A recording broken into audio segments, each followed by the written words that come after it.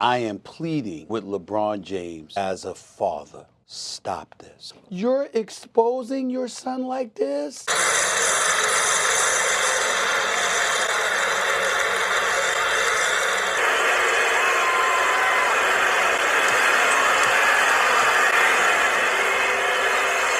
Boy. So we got to talk about a pretty hilarious story involving Stephen A. Smith. Somebody that, again, I don't really like talking about Stephen A., but for whatever reason, the dude just keeps popping up as a topic of discussion. Mainly because he is trying to get into politics, okay? And I told you guys yesterday in a video that I did about him getting schooled by Candace Owens on Vladimir Zelensky. I said Stephen A. is a guy that just kind of blows with the wind, right? He now is trying to brand himself as some enlightened centrist who could win the Democrat Party primary, which who knows? Maybe he could, maybe he couldn't. The Democrat Party is so weak that, I don't know, maybe Stephen A. could be a contender, right? But Stephen A., he's not the guy that he's making himself out to be, right? He is a guy that likes to bloviate. He likes to act tough. But in real life, let's be real, okay? Stephen A. does not have the cojones to be in politics, okay? He does not have the cojones to be a politician. And I know this because I saw Stephen A. fold like a wet paper bag when all of the woke revolutionaries, the so-called pro-blackity blacks, disinvited him from the cookout after he came out and told the truth about Colin Kaepernick and the fact that Colin Kaepernick doesn't really want to get back in the NFL, okay? He was pretending like he was being blackballed. He doesn't really want to play. And, Stephen A. told the truth about it. And then once they told Stephen A., you ain't black anymore because of his opinion on Colin Kaepernick, that's when Stephen A. turned up the race hustling to a whole new level, okay?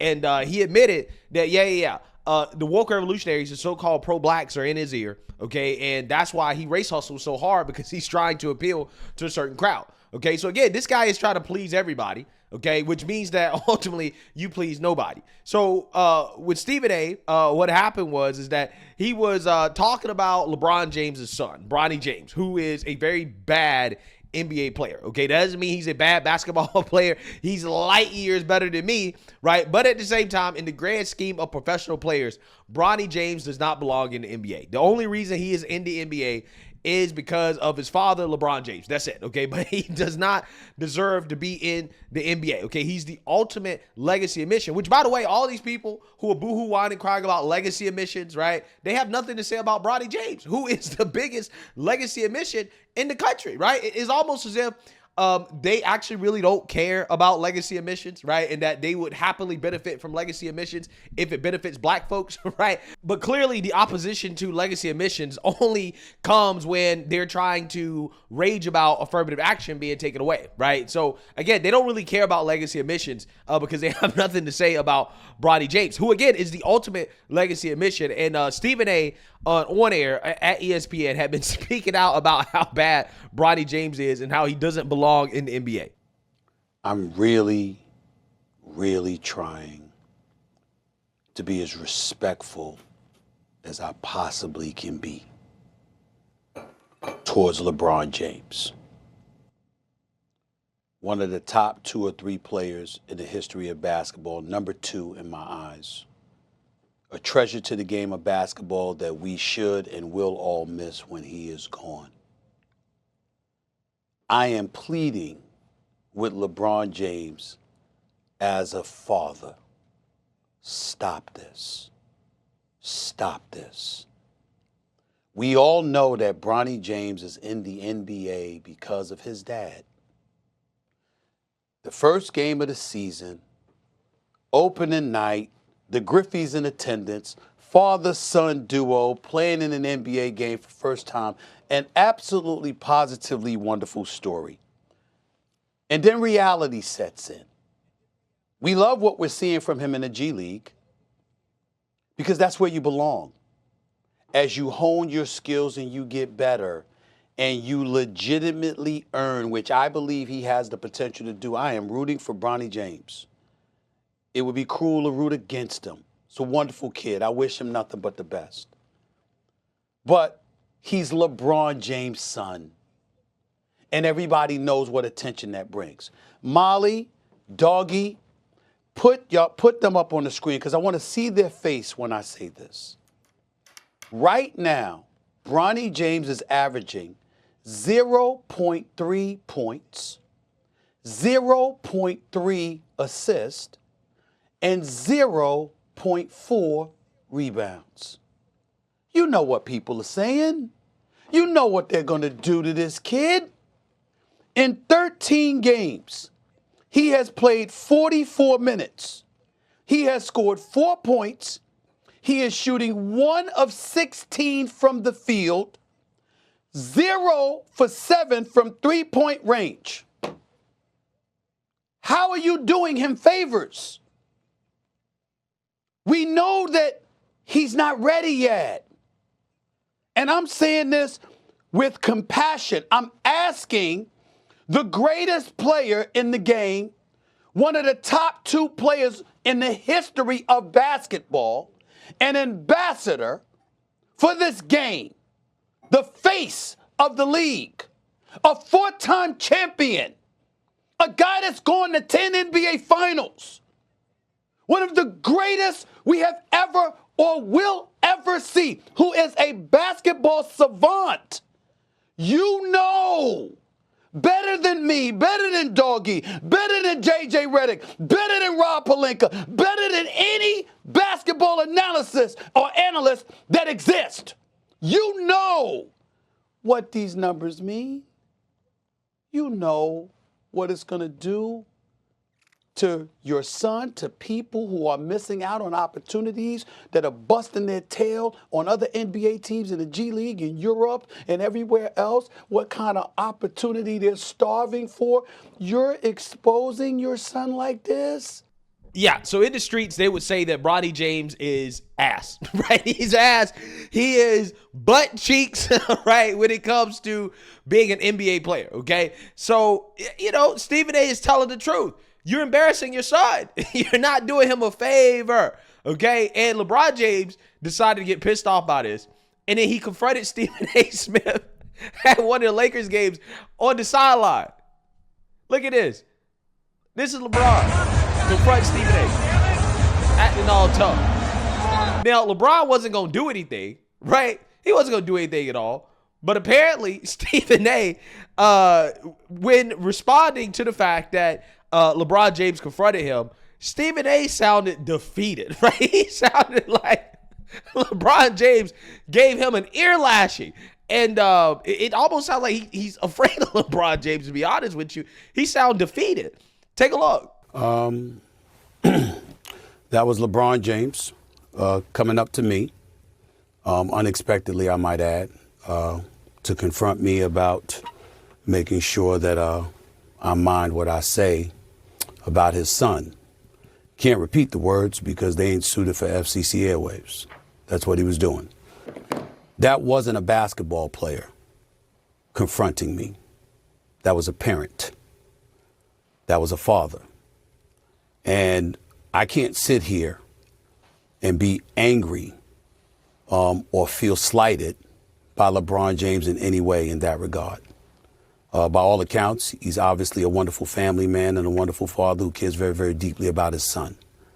And based on some of the comments that he had heard, or shall I say, I think he thought he heard, he clearly took exception to some of the things that he heard me say, and he confronted me about it. For the record, his agent and friend, Rich Paul, has my number. Maverick Carter, who works under him, has my number. LeBron James knows how to get in contact with me if he wanted to. He never called, because had he called and wanted to talk to me, I would have accepted that call.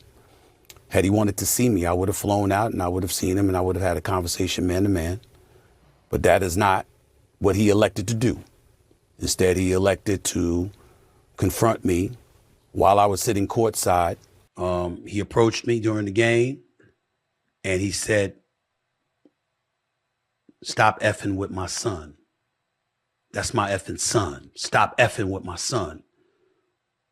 I said, "What? Nah, man, straight up, man to man. Real talk. Stop effing with my son." And I saw how furious he was.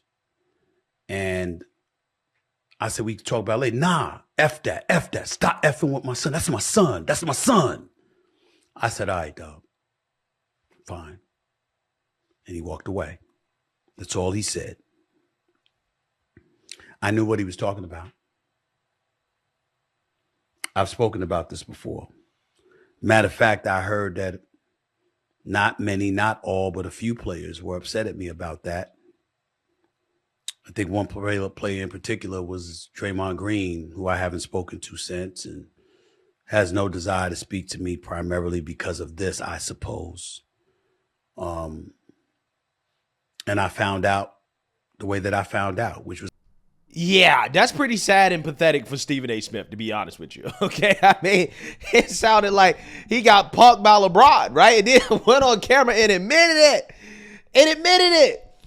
Now, again, before I get into my commentary on all this, I want to play this clip from Scott Jennings. Scott Jennings chimed in on this, and he told the truth, which is that, hey, Stephen A., you can't run for president if this is how you're going to act when confronted about your commentary, right? When you're confronted about the things that you say, if you're going to act like this, okay, you're probably not cut out to run for president of the United States. Take a look.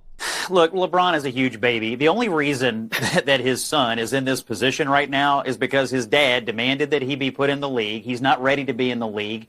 And that's just a fact. I mean, anybody can watch the game and know that. That's number one. Number two, Stephen A. Smith is well within his rights to criticize this. Number three, and I just want to make a political point. If Stephen A. Smith expects to be the president of the United States, which it sounds like he does expect to be that someday, he's going to have to tighten up and toughen up a little bit. When I heard him talk about this morning, I heard someone who'd been backed down a little bit, who had been sort of cowed a little bit by LeBron James. Brother, if you run for president or become the president, you're going to have a lot tougher conversations with a lot more important people. So toughen up and stand by your criticism. But I think in this case, LeBron James, huge baby. Carrie. Yeah, so Scott Jennings is 100% right, right? As always, he gives the best takes on these situations because Stephen A. Smith should have told LeBron James, you and your son can kiss my ass, right? Because ultimately, at the end of the day, as a sports commentator, that is Stephen A.'s job, right? Stephen A.'s job is to comment on the game, and he didn't say anything wrong. He was right. Stephen A. was right. Yeah, LeBron James sucks in the NBA, right? He should be in the G League, okay, where he can thrive, and maybe one day he can be in the NBA. I think he's personally too small. He's not athletic enough. Hey, the father's genes, unfortunately, he didn't get enough of them, right? He didn't give enough of them, and it is what it is. He's still rich, right? He's still going to be fine. He's still going to live a good life. It ain't that big of a deal, okay? And this is why LeBron looks really, really, really bad in this situation, right? He looks like one of those parents that always complain when anybody has any criticism whatsoever of their child, right? Okay, well, your child is not that good. And, he is one of these parents that, would complain about that, right? Even though it's the truth. Okay, we all know, we've all experienced it, we've all seen it. And that's why Stephen A. looks even worse. That's why he looks so bad, because it's like, no, Stephen A., you're in the right. Stand up for yourself, okay? Grow a pair, okay? Seriously, because it was just not a good move to then go on air the next day and to seem as if you're groveling to LeBron, right? As if you're in the wrong and he's in the right. And it's like, no, you're doing your job. Bronny James sucks. I mean, it's nothing wrong with saying that. It is what it is. If Bronny James can't take the criticism, then he doesn't belong in the league. If LeBron James can't take the criticism, then he doesn't belong in the league either, right? LeBron James is 100% in the wrong. And Stephen A. just made himself look terrible by not standing up for himself, right? For cowering to LeBron James. It wasn't like LeBron was going to hit him. What was LeBron going to do? If LeBron would have slapped Stephen A. on the court, LeBron, again, he probably would have, I don't know if he would have got arrested, but I'm just saying, there would have been repercussions, right? LeBron James was not going to do anything. He wasn't going to fight. He wasn't about to throw any hands. So what was there to be afraid of? Stephen A. the same guy, right? If you want to find me, you know where I'm at. I'm courtside, blah, blah, blah, blah, blah, blah, blah, talking all that trash. And as soon as he gets confronted, now he's cowering. Oh, well, LeBron approached me as a father, right? No, LeBron approached you as a baby, right? He approached you as a baby crying about criticism, right? When you're a professional multimillionaire, I don't know, maybe LeBron James is a billionaire at this point. You're a multimillionaire, billionaire athlete, and you're upset about something that Stephen A. Smith said about your son, who everybody knows doesn't belong in the league, right? Oh, nobody can't talk about him. Your son is a grown man. He's grown. Criticism is fair game. But like I said before, and I'll say it again, Stephen A is finding out real quick, or he's going to find out real quick, that politics is not like sports, right? In sports, when you commentate on sports, in real life, there are no real repercussions, right? Okay, when you talk about sports, okay, it's a game at the end of the day. Nobody cares. But when you talk about politics, politics is a blood sport.